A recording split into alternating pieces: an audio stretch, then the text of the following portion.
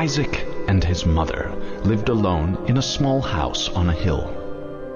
Isaac kept to himself, drawing pictures and playing with his toys as his mom watched Christian broadcasts on the television.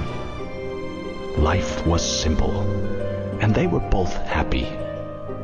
That was until the day Isaac's mom heard a voice from above. "Your son has become corrupted by sin. He needs to be saved." "I will do my best to save him, my lord," Isaac's mother replied, rushing into Isaac's room, removing all that was evil from his life. Again the voice called to her. "Isaac's soul is still corrupt. He needs to be cut off from all that is evil in this world and confess his sins." "I will follow your instructions, Lord. I have faith in thee," Isaac's mother replied, as she locked Isaac in his room, away from the evils of the world. One last time, Isaac's mom heard the voice of God calling to her.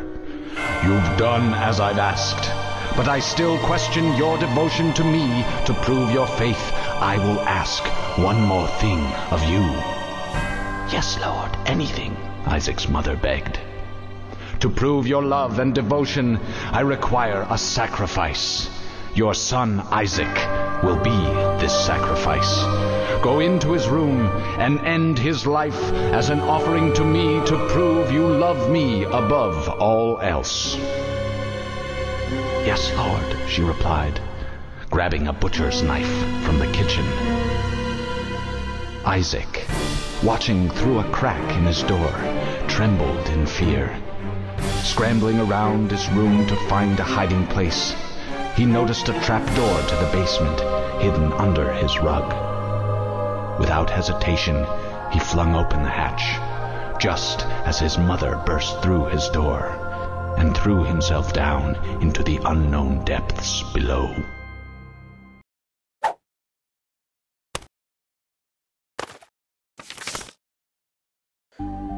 Hey everyone, and welcome to my playthrough of The Binding of Isaac, as made by those fine folks from Team Meat. In case you haven't read or seen much of the game, it plays mainly like this.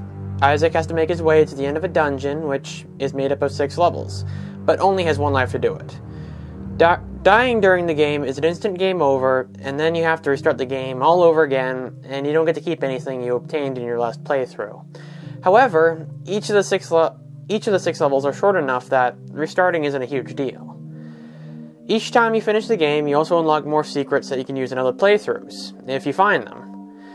All in all, it is a fun game, it's challenging, and most of all, it's $5 right now in the Steam store, and let's face it, $5 for a game like this, it's good, it's a good deal.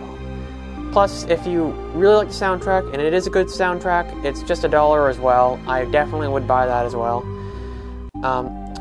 Anyways, in this playthrough, I got through by the skin of my teeth, and most of all, from watching this playthrough, I hope a lot of you learn for what mistakes I made. I didn't really read up a lot about this game since it just came out a couple days ago. I didn't know what most of the items did, so some of the items I used were just to see what they did. So, watch this playthrough and see if you can learn to see what these items do, so when you play the game yourself, you don't end up making the same mistakes I did. I would like to give a quick shout out to South Chill Reptile and Ross Mallow for giving me tips on recording. Thanks, you guys are the best. That said, comment, rate, and subscribe, and all that stuff that everyone else says during these videos and whatnot. Anyways, enjoy.